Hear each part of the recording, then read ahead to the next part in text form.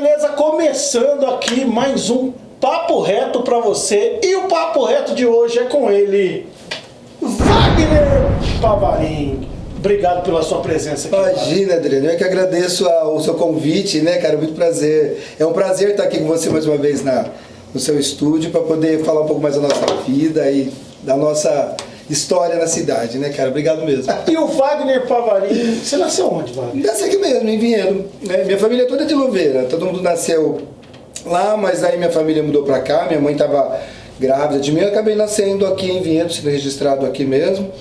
E minha família morava lá na Nova Vinhedo, inclusive, mas daí a gente se mudou lá para Vila Estorânia, saudosa Vila Estorânia. Vila Estorânia. Eu sou uma pessoa muito agradecida a Deus, Adriana, por ter tido uma infância assim divina, esplêndida, sabe? Tudo aquilo que criança podia fazer, andar descalço na rua, brincar, andar no brejo, andar na lama, subir em árvore, cair, quebrar braço, tudo que podia uma criança feliz podia ter feito, eu fiz, sabe? Poder subir em árvore, pegar manga do pé, pegar fruta direto do pé. Então, nossa, eu tenho uma gratidão enorme por ter tido uma infância tão boa, tão bacana, sabe? Eu lembro muito assim desse sítio do Pica-Pau Amarelo, sabe? Até fantasia um pouco, e parece que era mais ou menos isso minha infância. E onde você estudou aqui, minha Eduardo? Estudei no SESI.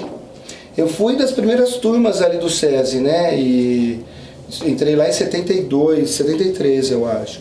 Daí fiquei lá até a 8ª série. Já naquela época eu era muito sonhador, então bombei no SESI, fui reprovado umas vezes. Era muito assim, sonhava demais. Algumas vezes. Algumas vezes sim. Tava viajando. Depois quando eu perdi meu pai, perdi meu pai com 8 anos, né, com 9 anos. E daí minha mãe precisou trabalhar fora e tudo mais, então ela acabou não dando muita atenção pra gente, né? Então não a culpo de maneira nenhuma, né? Ela tinha que trazer o sustento para casa e tudo mais. Então minha mãe acabou me deixando um pouco de lado, né? E eu acabei me distraindo, não fazia dever de casa, aquelas coisas. E em sala de aula também acho que eu já tinha um pouco dessa inquietação que artista tem, então eu ficava desenhando, a professora dando aula e eu ficava lá rabiscando meu caderno, então meu caderno era todo cheio de desenho. A gente já entrevistou o Páfaro, que era aluno do SESI. Um abraço falou pro que Páfaro. ficava viajando também. Será que era na mesma aula? Eu vi a entrevista dele, foi muito bom. Coisa do SESI. A dona Berenice, né, que falou a verdade. Ele foi falar com a Berenice, você é mentiroso, não, mais um que ficava... E como... Então já vem da escola essa questão sua da arte, já veio... Já, né, desde criança. Eu não estava alfabetizado ainda, e eu já desenhava, fazia meus rabiscos e tal, né. E era bacana como minha família me incentivava, sabe, minhas irmãs... E pegava meus desenhos, mostrava para as amigas delas e assim me incentivava, eu ia fazendo mais, buscando aprimorar aquilo ali e tal. Então foi um incentivo bem bacana. Minha mãe também, né, me incentivava bastante nisso, mas essa ideia de me profissionalizar, de investir mesmo nisso veio bem mais tarde, né? Afinal de contas, eu venho de uma família bastante simples, né, Adriano, que a gente não tem aquela coisa do incentivo de um filho fazer arte. O importante era você trabalhar, pegar uma profissão mais consistente, sólida, né, como médico, ser um doutor, um engenheiro, qualquer coisa dentro desse universo, para que algo fosse mais sólido. Agora, já naquela época, a vida de artista era uma dureza. Hoje melhorou um pouco, né? Tem muita gente talentosa aí que está vivendo de arte, mas não houve esse incentivo. Então, essa ideia de profissionalizar veio bem depois, bem mais tarde, né? Como foi quando você percebeu que isso era um verdadeiro profissional? Quando começou... Como eu falei, né, eu estava trabalhando em banco, por uma época da minha vida que eu resolvi ser modelo também, modelei nas passarelas, aí... Veinho, né? Mas eu tô um velhinho bonitinho, vai, dá uma meia sola, vai. Não é feio nada. Eu já fui bonitinho, vai, tá, modéstia as favas. Então, mas eu sempre gostei muito da questão da cenografia. Eu lembro que quando eu estava também no SESI ainda, eu tive a oportunidade de ver minha primeira peça de teatro, assistir um ensaio. Eu falei, nossa, que coisa maravilhosa aquilo, eu queria estar naquilo, sabe? Depois, mais tarde, eu lembro que o SESI fez uma excursão pro Circo Tiani, né? Circo Tiani daquela época já era esplêndido, né? Isso eu tinha acho que 7 anos de idade. E quando eu vi todo aquele show, aquele espetáculo de luzes, de plumas, de paetê, aquela música, nossa, eu falei, é isso, eu queria estar ali dentro, queria estar aquilo, como que faz, né? Não tinha informação, naquela época não tinha internet, não tinha nada, né? Então isso acabou vindo mais tarde para mim, daí a gente vai estudando, vai conhecendo algumas pessoas, que foi abrindo os caminhos, foi mostrando alguma coisa e tal, né? Mas essa questão, respondendo você de como resolvi me tornar profissional, isso veio bem tarde, porque eu era bancário, depois eu saí do banco, resolvi ser vitrinista, né? Fiz um curso de vitrine, fiz algumas vitrines em Campinas. Depois eu fui fazer um curso em São Paulo também, comecei a desenhar, fazer figurino. A Lucimar Brunieri foi uma grande incentivadora minha, um beijo enorme para você, Lu. A Lucimar, ela tinha acho que era a única academia de dança daqui da cidade. Então, na ocasião, eu comecei a fazer, assim, bem na informalidade, assim, despretensiosamente também, fazer figurinos, fazer cenário, elementos cênicos eu fazia para ela, adereços. Depois eu comecei a trabalhar com carnaval também, meu cunhado Ademir Tomé, queridão, tinha uma escola de samba, Unidos dos Bairros, a primeira escola de samba que eu trabalhei. Unidos dos Bairros? Unidos dos Bairros. Ela foi antes da Garganta Seca? Garganta Seca foi a primeira da cidade, enquanto escola de samba, né? Unidos dos Bairros eu acho que foi a segunda. Unidos dos Bairros? Não conheço. Queridos dos Bairros tinha uma... desculpa, a Garganta Seca tinha uma fama de ser uma escola meio de elite, né? E ela só se popularizou mais tarde, quando o Lima entrou como presidente, meu amigo Lima, também um abração para ele, uma pessoa que eu admiro pra caramba. E o meu cunhado, ele fez uma escola de samba que abraçasse os bairros lá da região, lá do São Mateus, que pegasse até a Capela, também Nova Vinhedo e tudo mais. E foi isso, então eu comecei a trabalhar ali, a gente fazia tudo para ele. Tinha um outro amigo meu que trabalhava com a gente, né? E com a gente. Então foi bacana, colocamos a escola na avenida, né? Na 9 de julho, na verdade. E ali eu comecei a ver que a coisa para mim tinha eu tinha uma certa facilidade, uma habilidade para trabalhar com algumas coisas, né? O tempo passou também, resolvi fazer, houve uma cobrança, né, com relação a fazer faculdade, sempre quis ter aquela coisa de estudar, mas também naquela época, acho que por conta da arte que estava muito pulsante dentro de mim, eu não sabia que curso fazer. Na época eu prestei jornalismo, psicologia, relações públicas. Faculdade! Bem por aí mesmo. E eu sempre passava, naquela época tinha aquela angústia, né, que você prestava o vestibular e daí você comprava o jornal para ver se seu nome estava lá, se tinha passado, né? Então eu sempre passava, graças a Deus. Mas eu nunca ia fazer não, porque eu já achava a faculdade uma coisa séria, era um investimento grande para ser feito, não só financeiro, mas também intelectual mesmo, né? Um desgaste que você tem. Então, na incerteza resolvi não fazer nada. Daí eu comecei a fazer alguns cursos livres, fiz curso tudo relacionado à arte. Trabalhei com arte floral, fiz curso de bolo, fiz tanto bolo de noiva, se você soubesse. Sério? Bolo? Bolo de noiva, aqueles bolos gigantescos eu fazia, verdade. E fiz bolo de muita gente, maquiagem, trabalhei muito, todo esse universo artístico eu fui fazendo cursos, né? E graças a um desses cursos, depois eu cheguei a trabalhar no Teatro Municipal de São Paulo, trabalhei numa ópera lá internacional. Foi ali que a coisa pegou, sabe? Foi ali que a coisa pegou, porque eu já estava assim trabalhando há muito tempo, mesmo na prefeitura também, né? Nessa ocasião eu já tinha entrado na prefeitura, todo o universo da cultura já estava bem presente na minha vida, trabalhar com salões de arte, conversar com críticos de arte, conversar com artistas de vários outros segmentos, né? Do teatro, do circo e de várias linhas. E então já estava tudo muito presente na minha vida. Então a parte prática da arte eu conhecia bastante. E daí quando eu cheguei a trabalhar no Teatro Municipal, que foi um universo assim, eu estava onde eu sonhei a minha vida inteira estar, sabe? Foi maravilhoso. Uma produção internacional, parecia uma Torre de Babel aquilo, né? Se falava 4 idiomas lá, né? Porque os solistas, um era da Rússia, outro dos Estados Unidos, Itália, e o regente, o maestro, ele era da Argentina. Então era uma coisa louca, uma correria, as trocas de cenário, de figurino. Era no Municipal. No Municipal, foi a primeira vez que eu vi um cenário de uma grandiosidade, assim, de 2 andares, de uma coisa monumental. Tinha cerca de 20 profissionais, 20 contra-regas trabalhando só para trazer o cenário. Era um universo assim, fora da minha realidade. E daí me vinha uma pergunta assim, né? Eu, modéstia à parte, eu acabava me destacando, eu dava minhas opiniões, trabalhava, me dedicava. E daí eu já sabia falar, me comunicar bem, né? Hoje eu falo demais, né? Você fala, né, Adriano? Eu vou parar já, peraí. Daí... Depois eu edito. Você corta tudo, né? E daí vinha sempre aquela pergunta, que legal o seu trabalho, mas você é formado em quê? Daí vinha aquele grilo, né? E isso começou a me pesar. Falei, nossa, acho que eu estou precisando, porque eu dava a impressão que a sociedade respeitava quando você tinha um curso superior, né? Eu falei, quer saber? Eu fiz uma escolha, assim, foi dura para mim. Eu poderia estar lá em São Paulo, trabalhando por lá até hoje. Mas eu resolvi optar, então eu parei com as portas que estavam abertas para mim lá em São Paulo e resolvi vir para cá, fiz PUC, prestei vestibular de novo, fiz artes visuais com design, foi bacana. E essa escolha foi, assim, também veio a calhar com uma cobrança que eu estava tendo minha também interna, sabe? Como eu já conhecia muito de arte na parte prática de diversos segmentos, eu estava sentindo um pouco necessidade de embasamento teórico de tudo.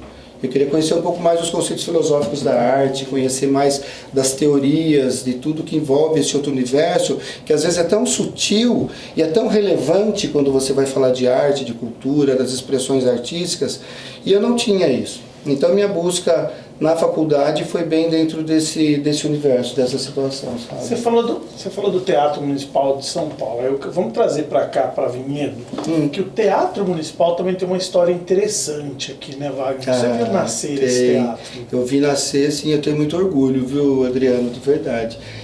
A história do teatro não foi... O nosso teatro, para mim, hoje, ele é a cereja do bolo de um grande processo cultural que nós vivemos na cidade. Sabe, eu acho que eu acho que isso se deve a toda a efervescência que nós conseguimos implantar aqui, eu e o Edilson, com um pequeno incentivo que foi começando, tanto da gente questionar e implantar a aceitação dos prefeitos, né, da ocasião, dos gestores públicos que acreditaram em nós, acreditaram no potencial da cidade. Não foi fácil não, viu? Brigar com os prefeitos, aí mostrar para ele que ele tinha que injetar verba na cultura é difícil, mas valeu. E o teatro, a história, a parte mais bacana dele é que ele não foi uma coisa assim, simplesmente vamos construir um teatro e acabou. Não, ele foi uma necessidade. Eu acho isso uma coisa linda na nossa cidade, sabe? É uma coisa de orgulho para nós todos vinhedenses, para todos os vinhedenses, na verdade, que participaram desse processo. Porque foi uma urgência que nós tínhamos. Nós já tínhamos diversos grupos de teatro. A plateia aqui da cidade estava ampla. O único espaço que nós tínhamos para apresentação na cidade era o centro de convivência, que cabia, sei lá, 240 pessoas na época.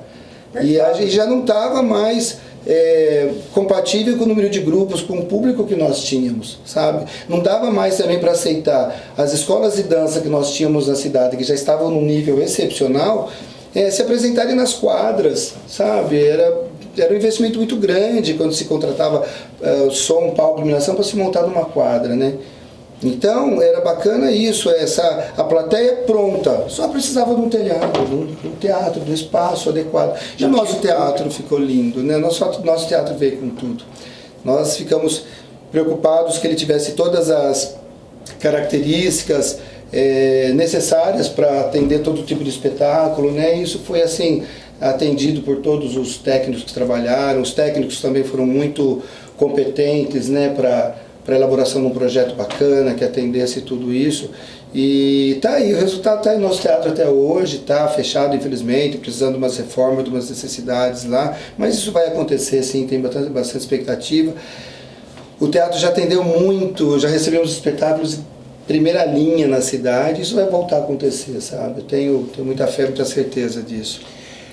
Wagner, aí assim, a gente passando pro lado da arte, dessa coisa que, quando você fala de arte, seus olhos brilham, quando você fala de cultura, e a gente está vivendo um momento em que a classe artística, agora algumas pessoas estão começando a valorizar, porque tinha pessoa que até ontem nem falava de arte, de cultura, e hoje... Então assim, eu queria que você falasse desse momento que a gente está vivendo aí, mas principalmente a quem vive da arte, né? Se discute uma questão, inclusive nacional, não é uma questão municipal, é uma questão nacional, os artistas, como que estão agora, tal. E aí existe uma questão assim, poxa, precisa de uma ajuda para os artistas. Vamos fazer uma bolsa para os artistas. Bom, queria saber a sua opinião, como que você enxerga isso aí? Acho que bolsa, essa questão bolsa para mim é uma questão tão delicada, Adriano. Primeiro, eu não sou muito a favor de dar as coisas, não. Tá? Eu acho que eu, enquanto ser humano, gostaria de ser valorizado enquanto pessoa. Eu, enquanto produtor de alguma coisa, enquanto um cara que trabalha, porque eu produzo alguma coisa, eu quero que o meu trabalho seja valorizado. Eu não quero ganhar dinheiro para ficar em casa, eu quero que o meu trabalho seja reconhecido, sabe? A gente entrou lá numa conversa para a gente pensar numa ação que a gente pudesse beneficiar todos os artistas da cidade e tal, mas eu sou contra essa questão de dar uma bolsa. Você vai dar um dinheiro para o artista? Não. O artista, ele quer ser reconhecido pelo seu trabalho, ele quer ter o seu trabalho valorizado. É isso. Então, na ideia que nós fizemos, é justamente isso, a gente pegar, vamos comprar então o produto que ele tem, ele vai, sei lá, deixar um crédito pra gente. Isso é uma ideia bacana, sabe? Você compra o produto dele, ele recebe o valor agora, mas você não tá dando dinheiro para ele, é uma forma de você valorizar o trabalho dele. E ele, por outro lado, vai estar criando uma expectativa de que ele vai se apresentar uma ou duas ou mais vezes no ano que vem, ou quando esse período tenebroso que nós estamos passando agora, quando ele terminar. Tá, então, eu sou a favor de uma ação como essa, que se valorize o trabalho do artista, isso fique numa forma de um crédito para ele, mas não assim simplesmente dar uma grana para ele, porque quanto que é uma grana necessária? Como que se mensura o trabalho de um artista? Sabe, eu sou um artista, tudo bem, eu pinto um quadro, eu toco minha viola, sei lá, eu sou cantor, mas quanto que vale a minha música e quanto que vale a música do meu parceiro? Sabe, como que a gente mensura isso? Sabe, então é muito complicado trabalhar com arte, essa questão da valorização em si, quanto que vale uma obra de arte, como se calcula o valor de um quadro, sabe? Eu sei falar sobre isso, mas assim, a grosso modo, né? Wagner, mas teve alguma coisa interessante que a gente conversando e algumas pessoas talvez não saibam, os espaços também de arte hoje, por exemplo, os espaços de dança, esses espaços também estão fechando as portas. Sim, estão todos fechados, é uma pena, é um lamento muito grande isso. Eu tenho uma pequena empresa de cenografia, né, e de adereços, elementos cênicos também. Então eu tenho conversado muito com esses proprietários das casas, né, das escolas de arte. Eles estão em pânico, sabe? Tem essa expectativa de que em julho se abram as academias e tudo mais, né? Mas é bem complicado, porque desde o começo do ano nós estamos falando de vários meses fechados, né?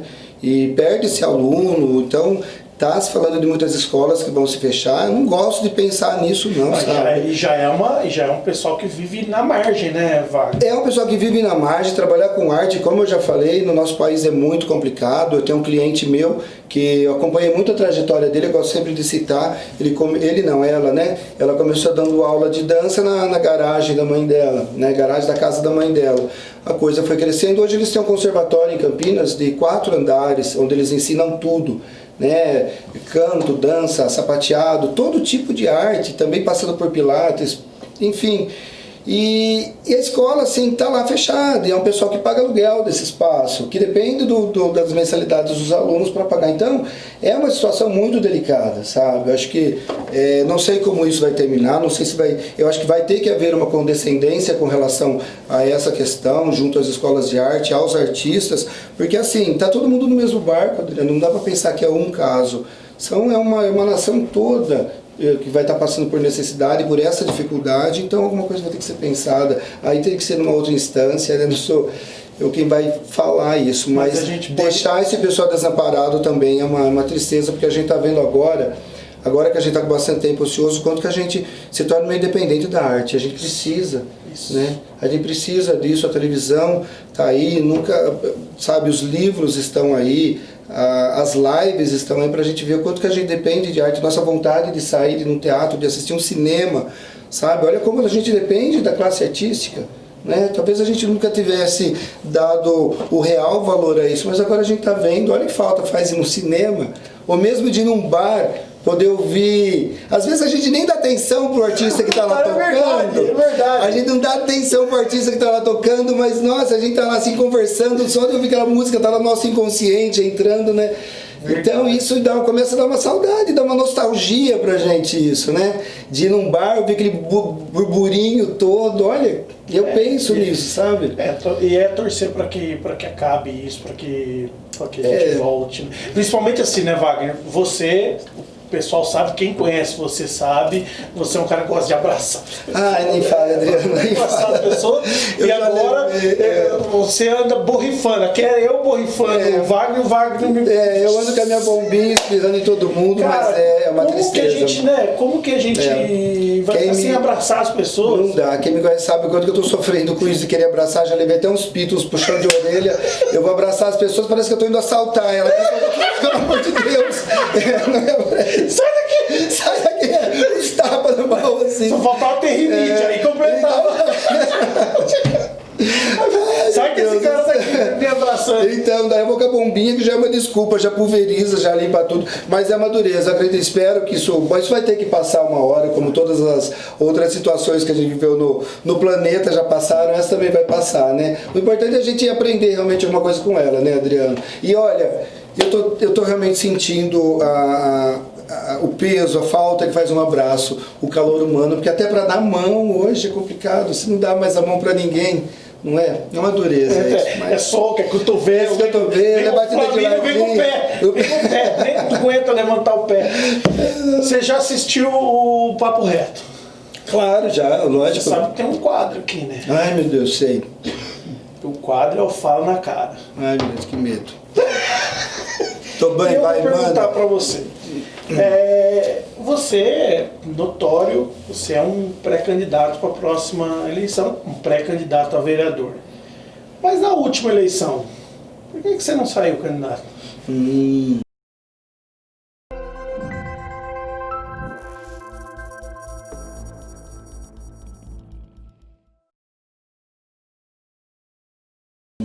Pode tomar uma água. Cadê? Tá aqui? Não é que tá? Eu falei muito. Não vai pro ar não, tá? Não, mas tá, pode pôr, vai. Deixa, como que é? Por que eu não fui? Como você terminou? Por que eu não fui candidato? Por que você não foi candidato na última? Então, Adriano, para quem acompanha mais ou menos a minha história, né? A última eleição foi em 2016. Isso. Eu entrei para a prefeitura em 2014, final de 2014. Final de 2014 e eu acho que até metade de 2015 e até o começo de 2016, acho que eu passei pelo pior período da minha vida, né?